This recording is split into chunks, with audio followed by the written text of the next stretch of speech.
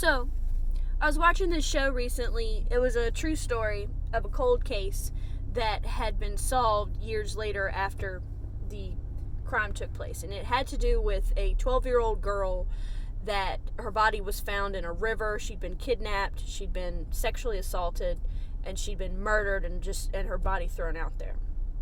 And as it normally makes me feel when I hear of something like that, it made me so angry when I found that the people charged with her crime that, admitted to it and they found that had done it, only served like life sentences or were, for whatever reason, allowed to stay alive in prison.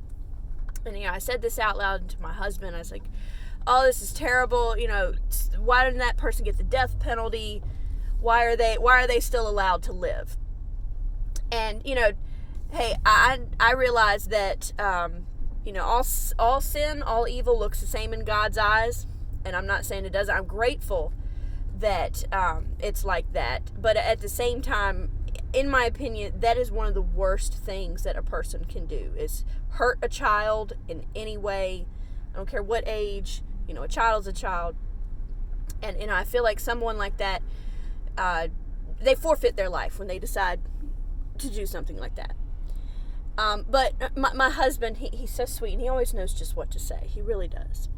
He said, well, really, it's actually better that they get to live the rest of their life in prison.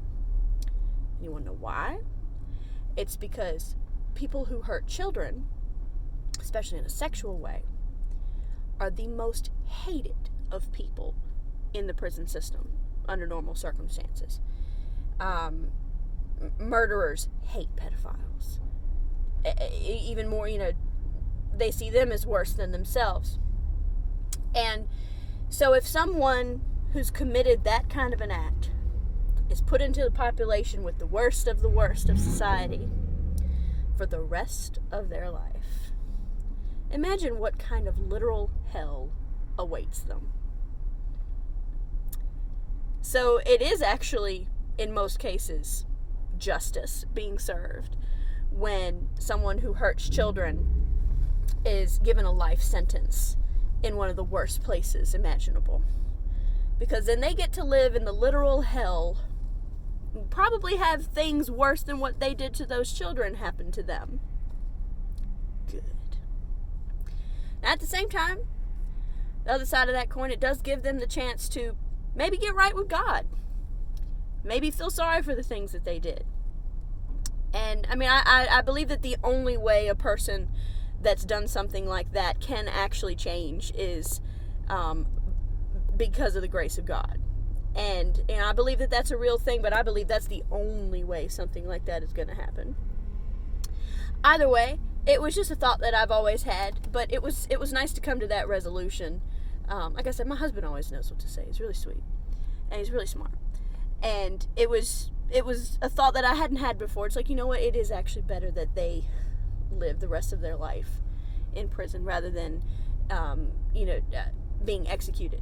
Something like that. It's not to say that the justice system has everything figured out or nothing like that. But in this instance, okay, I could see that. And I kind of appreciate that. So this was random thoughts. Or one random thought.